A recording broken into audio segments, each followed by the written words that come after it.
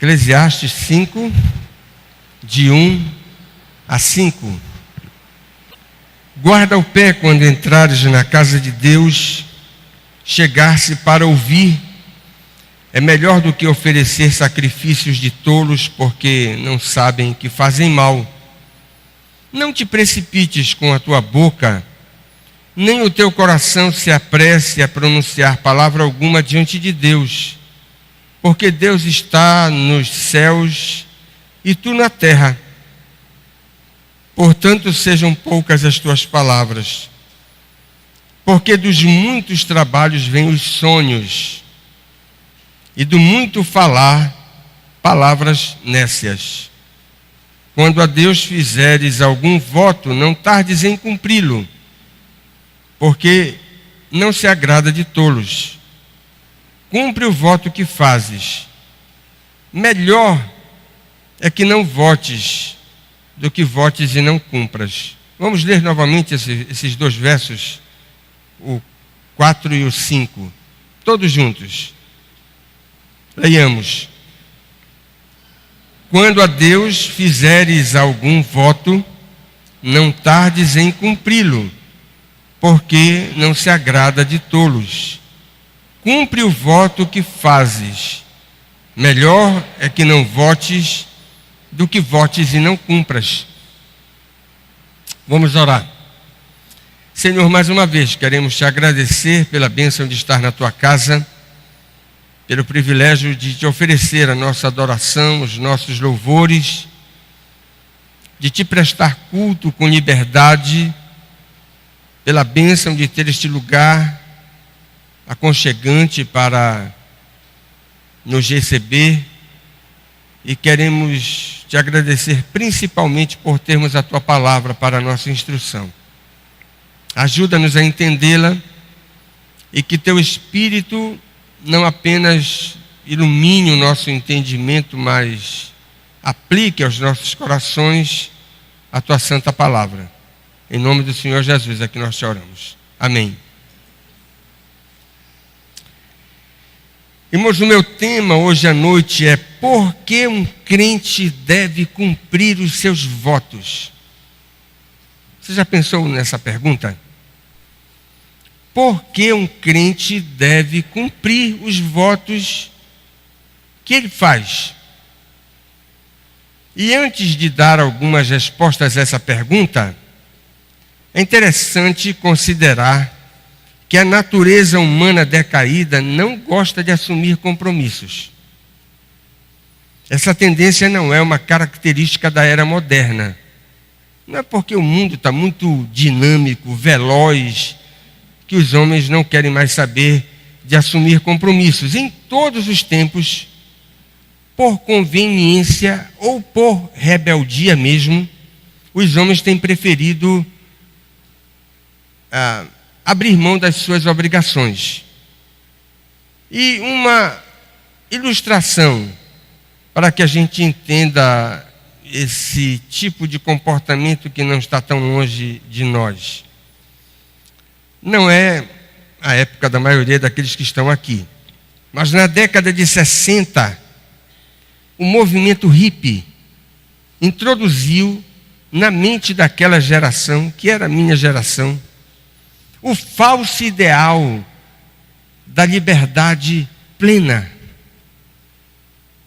E na década de 60, esses que defenderam esse movimento que eu mencionei diziam o seguinte: olha, o que importa na vida é fazer sexo, usar drogas e ouvir muito rock and roll.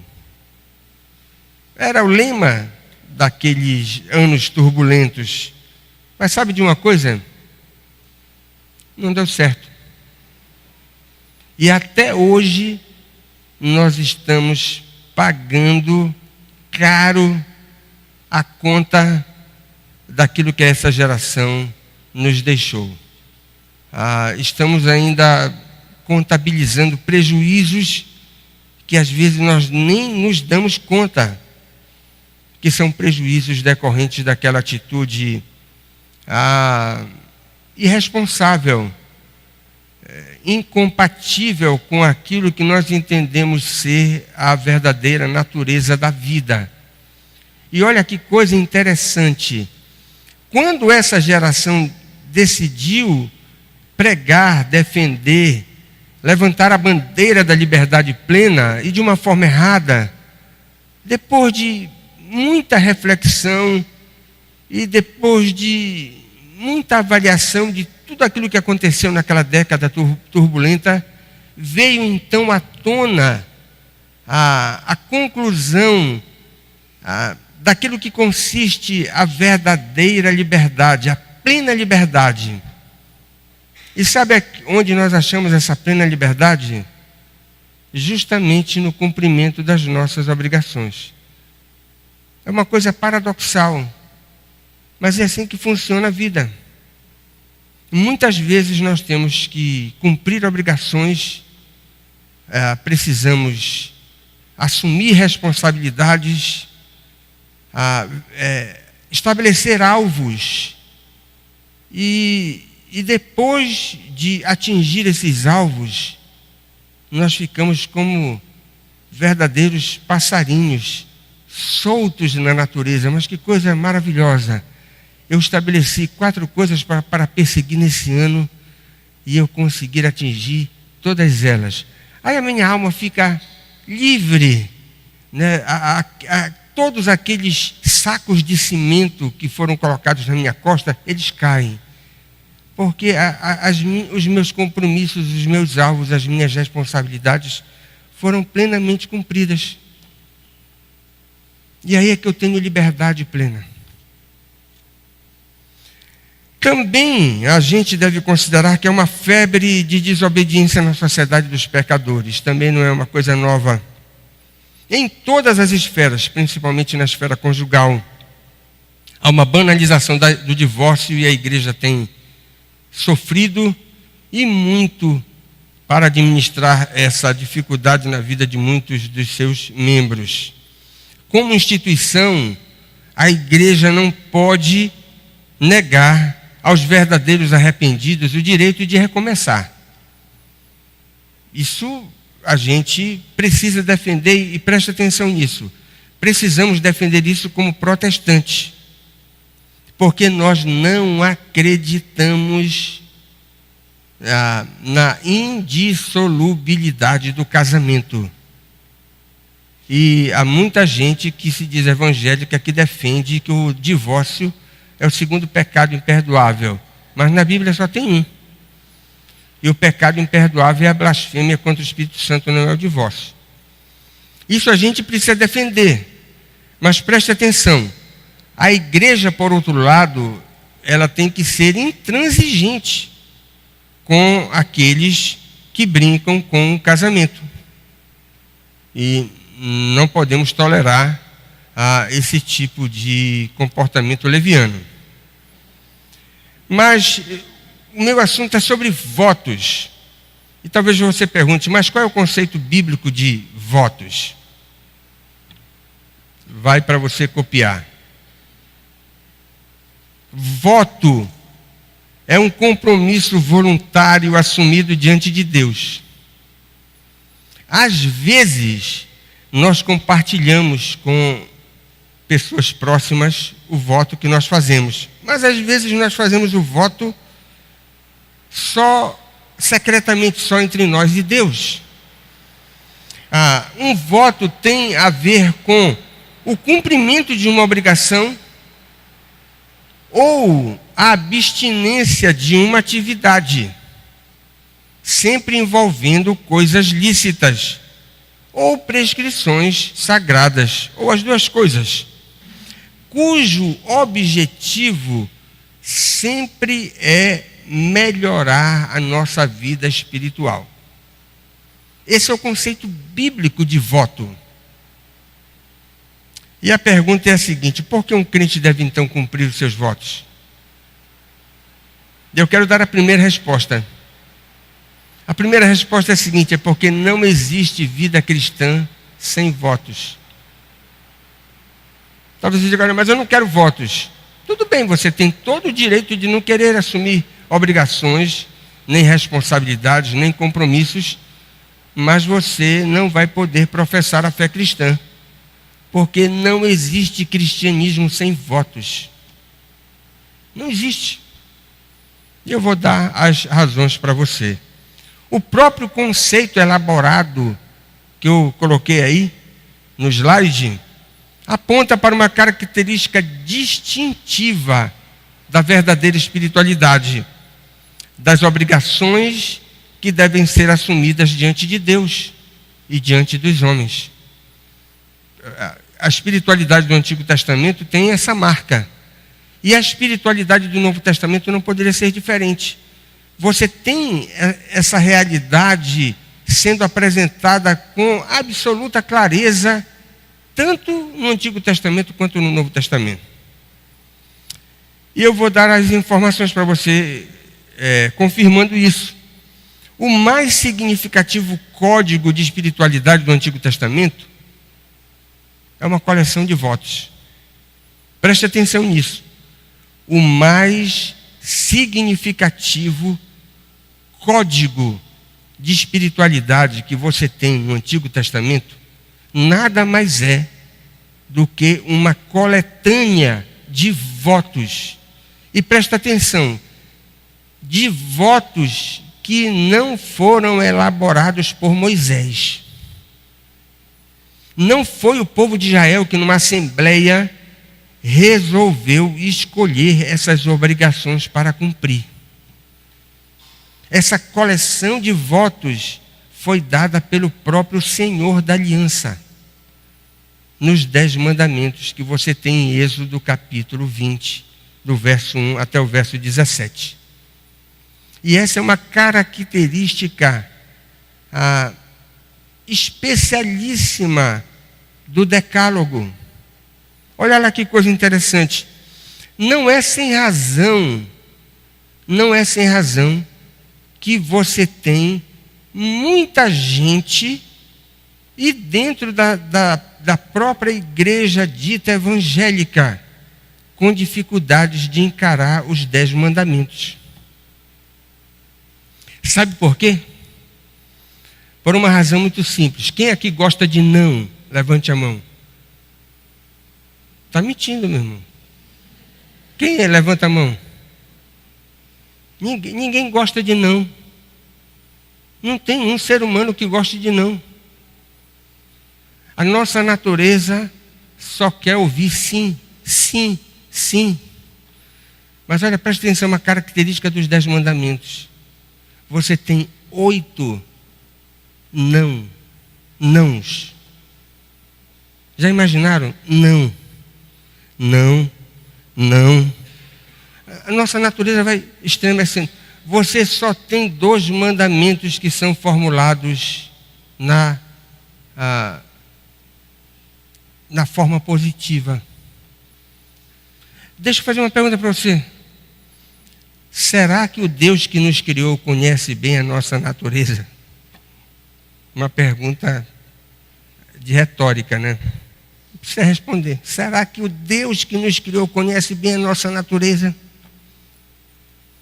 Ao nos dar a maior coleção que aponta para a verdadeira espiritualidade com 10 palavras, e dessas 10 palavras, 8 são negativas para que a gente possa observar. Eu escrevi uma pergunta aqui.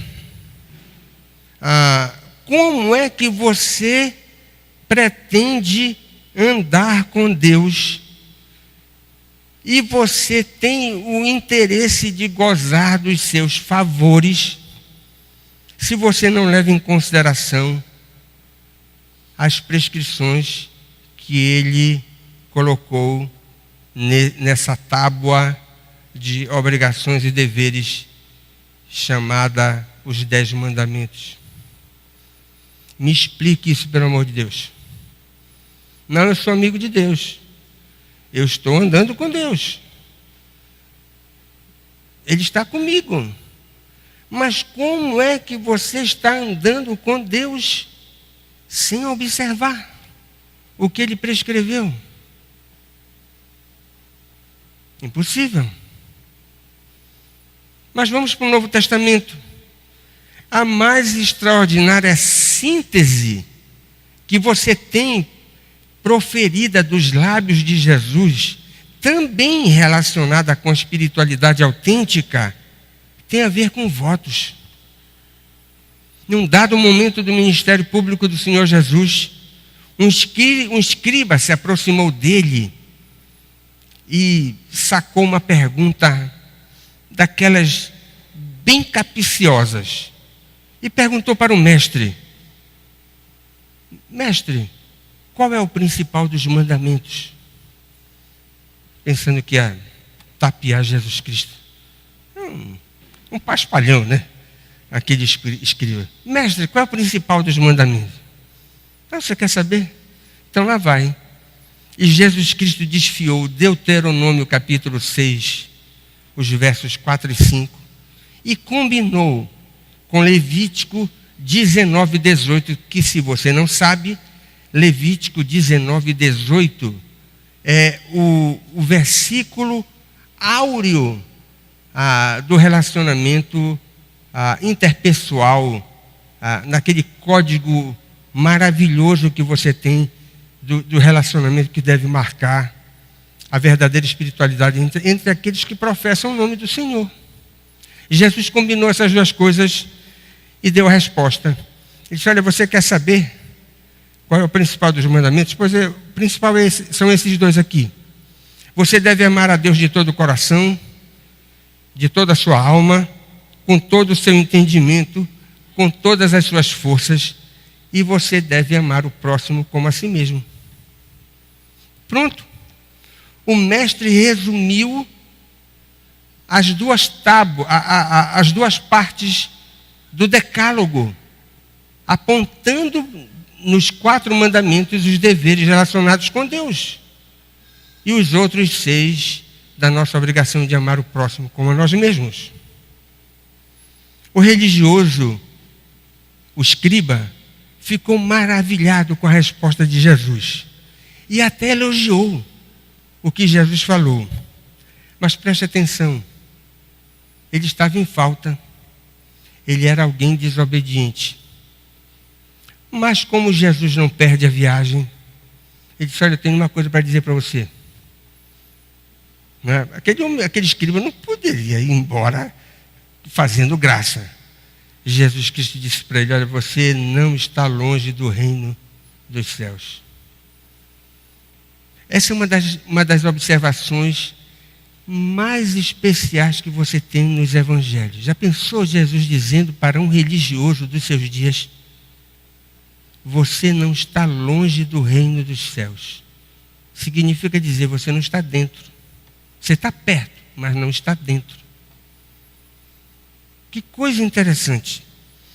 Como é que alguém quer entrar no reino de Deus sem obedecer às regras elementares ensinadas pelo mestre dos mestres? Abra João capítulo 14, verso 21. Eu espero que esse versículo esteja marcado com uma caneta vermelha na sua Bíblia. Um retângulo vermelho nesse versículo. Aquele que tem os meus mandamentos e os guarda, complete comigo, esse é o que me ama. Aquele que tem os meus mandamentos e os guarda, esse é o que me ama. E aquele que me ama será amado por meu Pai. E eu o amarei e me manifestarei a ele. Portanto, irmãos, não existe vida cristã, não existe verdadeira espiritualidade, nem no Antigo Testamento, nem no Novo, sem votos, sem obrigações, sem o cumprimento de responsabilidades. Mas tem uma segunda resposta. A segunda resposta é a seguinte: por que, como crentes, nós precisamos cumprir os nossos votos? E a resposta é a seguinte: é porque não existe avanço espiritual sem que você assuma compromissos diante de Deus. Você tem que assumir compromissos, senão você não vai avançar. Isso significa que a verdadeira vida espiritual, tanto na teologia do Antigo Testamento quanto na teologia do Novo, tem a ver com compromissos voluntários assumidos diante de Deus. E novamente eu vou sacar minha pergunta: será que Deus, aquele que nos criou, não conhece com perfeição a nossa natureza? Claro que sim.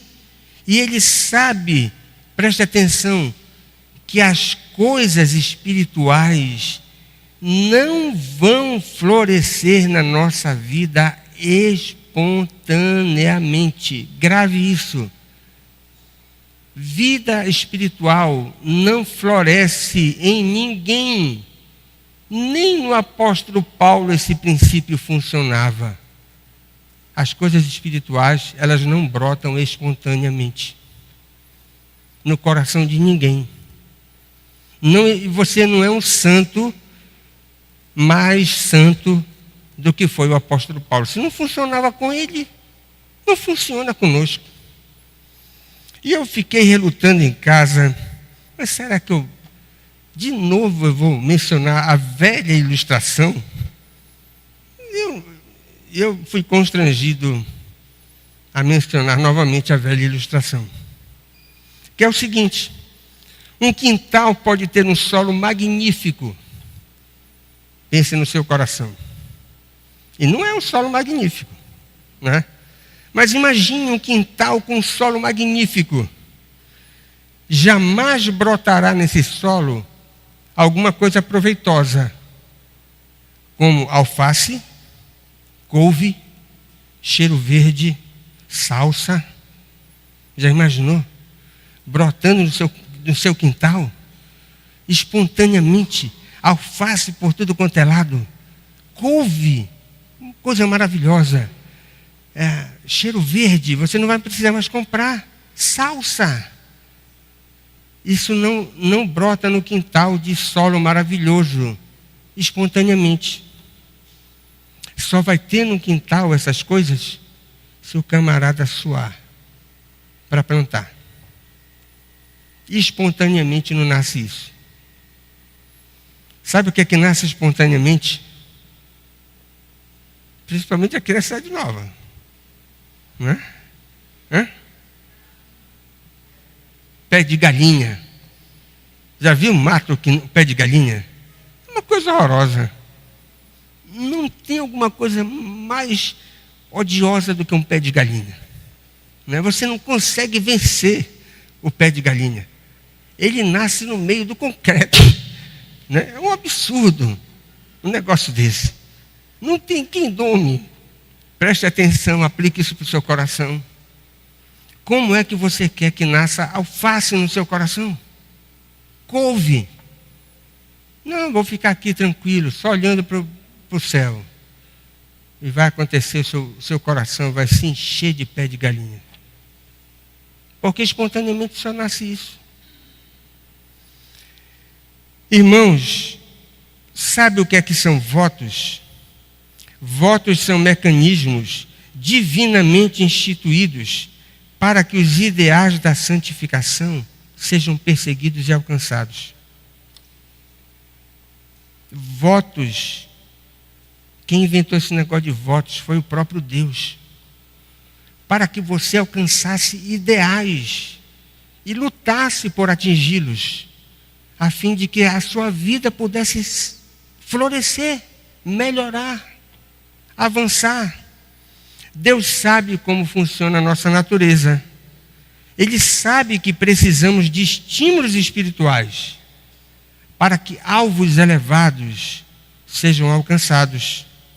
E é por essa razão que os votos são proveitosos, para que a gente possa atingir maiores alturas espirituais durante a nossa existência aqui neste mundo.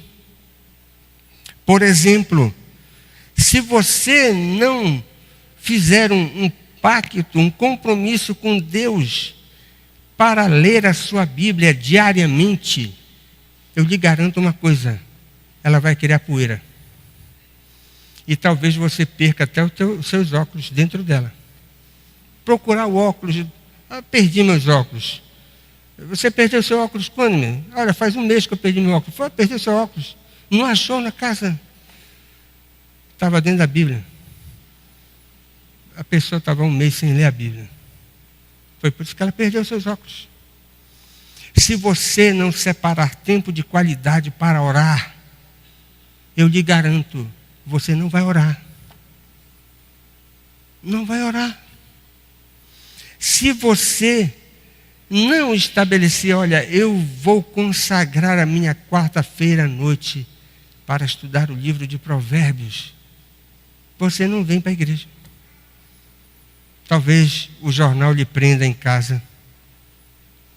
Pior se for novela. Aí você vai estar enlaçado. Você tem que fazer compromissos com Deus se você quer atingir maiores alturas na vida espiritual enquanto você estiver por aqui. Senão você vai ficar patinando. E daqui a 5 anos você vai estar no mesmo lugar. Que coisa feia. 10 anos. 20 anos de crente e a pessoa patinando. No mesmo lugar. Não avançou. Porque não assumiu compromissos com Deus. Votos são mecanismos que Deus estabeleceu para que a gente atinja novas alturas na vida espiritual. Mas votos não servem só para isso. Votos servem também como freios poderosos para que os inimigos da nossa vida espiritual sejam neutralizados. Serve para a gente alcançar novas alturas. E esses votos servem também para que a nossa natureza corrompida seja refreada. Todos os crentes lutam contra a carne, contra o mundo e contra o diabo. Esses são os 3 inimigos clássicos de todo crente. E você já imaginou, se você não colocar um freio na sua língua, sabe o que é que vai acontecer? Você vai dizer muita tolice, das quais você vai se arrepender. Talvez você murmure como ninguém. Se você não colocar um freio na sua língua, talvez você seja a pessoa mais maledicente da sua família. Se você não colocar um freio na sua língua, você vai desapontar muita gente com seus comentários. Porque a língua é um dos instrumentos mais poderosos que fazem com que a nossa carnalidade seja exposta. Sem votos de moderação, vou pedir para a maioria dessa geração online, não é? Se você não fizer votos de moderação, você que vive online, você não vai ter tempo para nada. O WhatsApp vai lhe engolir. O Facebook vai acabar com a sua vida. Né? Se você tem outra mídia social, um Instagram, um Twitter, você vai ser engolido e você vai perder um tempo enorme durante o dia, porque você não foi moderado na utilização dessas ferramentas que são excelentes, mas elas podem ser um laço extremamente traiçoeiro e roubar de nós o tempo que nós deveríamos dedicar para outras coisas mais proveitosas.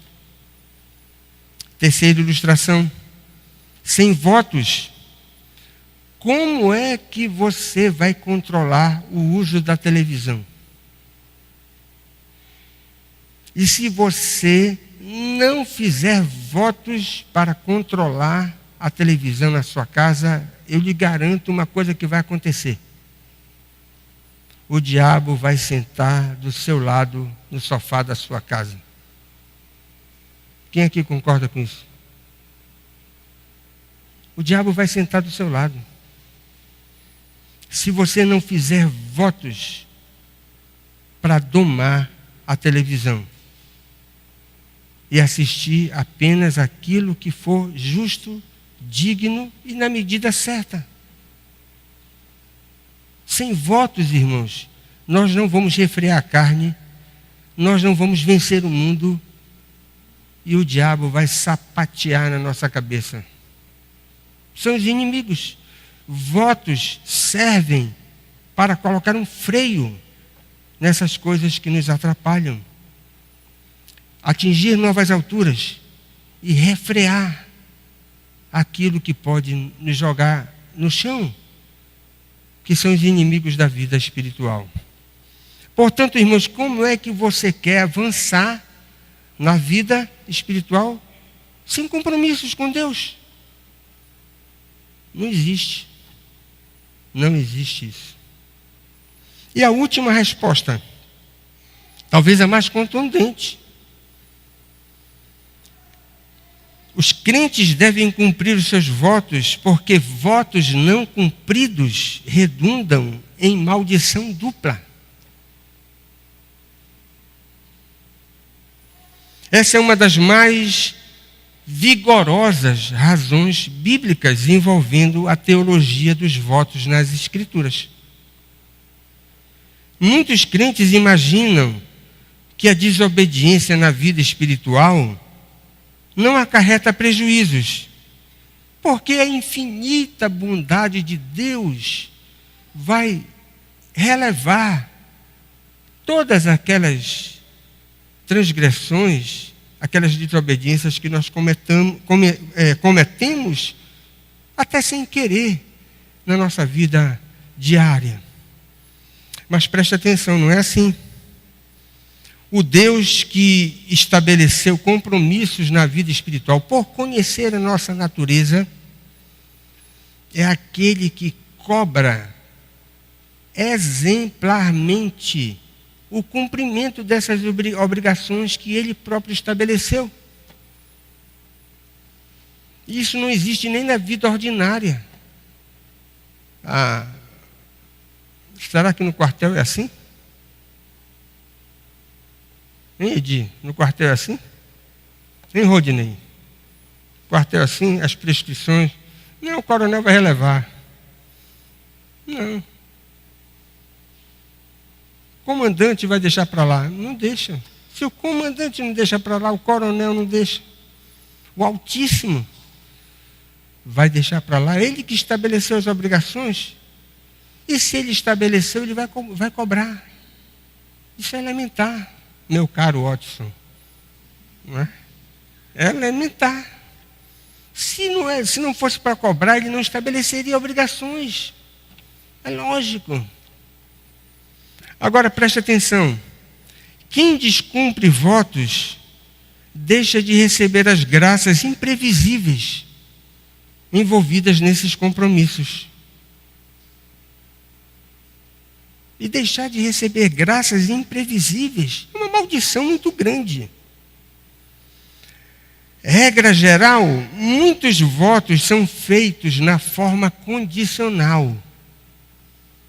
A figura que está no primeiro slide aí é uma tentativa que está na internet aí, da representação daquele voto que Jacó fez quando ele teve aquela visão da escada, lá em Gênesis. E quando nós estabelecemos votos com Deus e fazemos de Deus o nosso fiador,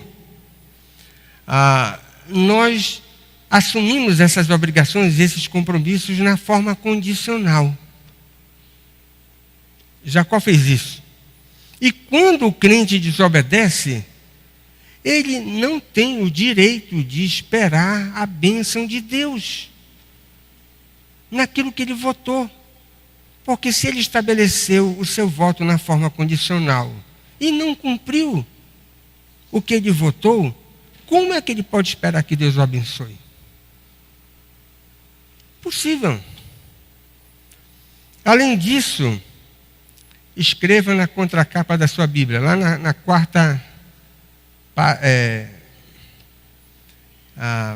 quarta contracapa da sua Bíblia.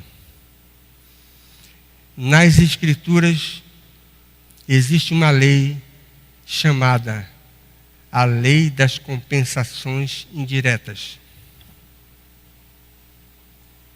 Sabe o que isso significa? Quando nós obedecemos a Deus, Ele nos abençoa em outras áreas, não diretamente naquela em que nós estamos pleiteando com Ele, para que Ele nos abençoe, mas Ele nos abençoa em outras áreas de forma imprevisível, que nós não somos capazes de antecipar o que Deus pode fazer conosco quando nós decidimos obedecer aquilo que Ele exige de cada um de nós. Simplesmente é imprevisível quando um crente se dispõe a obedecer a Deus de forma incondicional. Mas esse é apenas um lado, não é? O outro lado é que quem descumpre votos encomenda para si mesmo e para os seus prejuízos imensuráveis. Não apenas você perde bênçãos imprevisíveis, como você atrai para você prejuízos, não apenas para você, mas para os seus, imensuráveis, ao descumprir os votos que são feitos diante de Deus. Depois de passar por uma situação aflitíssima, Davi escreveu, Salmo 56, verso 12, os votos que fiz eu os manterei, ó Deus. No meio da calamidade, quando Jonas estava no ventre do grande peixe, ele orou. E disse o seguinte, com voz de agradecimento eu te ofereci sacrifício. O que votei, pagarei. Jonas capítulo 2, verso 9. Mas talvez você pergunte, mas tem alguma ilustração nas Escrituras que fala do severo castigo de Deus sobre pessoas que desobedeceram o voto que fizeram diante do Senhor? Será que tem alguma ilustração? Eu quero remeter você para Atos dos Apóstolos, no capítulo 5. Veja essa história que tem aí do verso 1 até o verso 11. Uma história trágica que aconteceu no seio da igreja primitiva. Na igreja dos apóstolos, em Jerusalém, envolvendo dois irmãos queridos e verdadeiramente crentes, mas que foram terrivelmente ajuizados pelo próprio Senhor. Ananias e Safira. Diz o Walter Kaiser Jr., um especialista do Antigo Testamento. Ele diz, Ananias e Safira mentiram deliberadamente, sendo que não havia necessidade de se fazer tal coisa. Mas é um detalhe interessante. Nós pecamos não apenas nas coisas que são necessárias, pecamos naquelas que não são necessárias. Essa é a absurdidade do poder do pecado. E assim experimentaram o grave juízo de Deus, que você tem descrito aí nesses 11 versículos. E o Kaiser Júnior, ele conclui dizendo o seguinte, teria sido muito melhor que nunca aqueles irmãos tivessem votado tal coisa. Porque se eles não tivessem feito isso, não teriam sofrido tão severo castigo da parte de Deus. Porque simplesmente deixaram de cumprir aquilo que votaram e mentiram. Deixa eu fazer 3 perguntas para você. Quem aqui é crente? Levanta a mão bem alto. Não, eu sou crente. Eu quero dar uma boa notícia para você. Já tem votos que Deus estabeleceu para você cumprir. Você não precisa fazer nenhum voto, já tem um bocado. Não é uma boa notícia? Né? A gente pode até fazer voto errado, né? Fique tranquilo. Se você é crente de fato, o Deus que conhece a nossa natureza já elaborou uma coleção maravilhosa de obrigações e responsabilidades para você cumprir, obedecer. Se você é crente, há votos que Deus já estabeleceu para que você pudesse observar. Agora deixa eu fazer uma outra pergunta, uma segunda pergunta. Nós estamos terminando 2018, por isso que eu estou pregando isso aqui. Quem aqui fez votos em 2018 e cumpriu? A Assembleia está meio reticente, né? Talvez você não tenha feito votos. Talvez você não tenha estabelecido alvos. Talvez você não tenha pensado em compromissos com o Senhor. E a terceira pergunta tem o objetivo de ajudar você para 2019. Estabeleça alvos. Estabeleça compromissos. Faça votos para que você possa alcançar, a fim de que você avance na vida espiritual e você não fique como muitos crentes, patinando, sem sair do lugar. E depois reclamando, mas eu não cresci esse ano como eu gostaria. Mas você não fez uma agenda consistente para investir na sua vida espiritual, como que você queria que houvesse crescimento. Não há crescimento espiritual espontaneamente. Lembre da ilustração. Se você quiser experimentar crescimento espiritual, você vai ter que arar a terra. Você vai ter que lançar semente na terra. Você vai ter que cultivar a terra. Cuidar da terra do seu coração. Do contrário, você só pode esperar num quintal descuidado, urtiga e pé de galinha. E que não seja assim em 2009 para nenhum de nós. Que Deus nos abençoe.